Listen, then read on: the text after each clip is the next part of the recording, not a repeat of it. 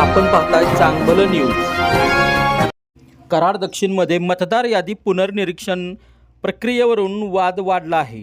काँग्रेसने तहसीलदारांना निवेदन देत दुबार व बोगस मतदान वगळण्यासाठी पारदर्शक कार्यपद्धतीची मागणी केली आहे। तुम्ही पाहताय चांगलं न्यूज। हा भाऊ, नमस्ते।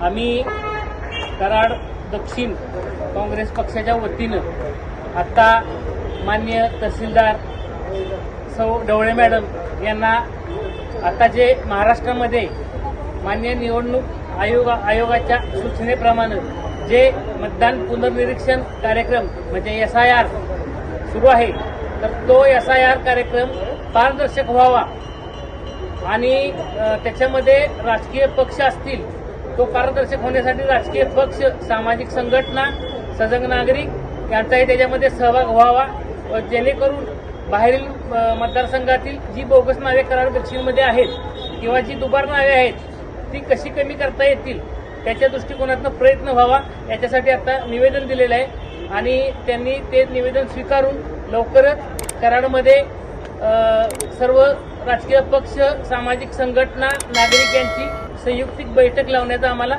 आता आश्वासन दिलेलं आहे। सकारात्मक आमची चर्चा झालेली आहे।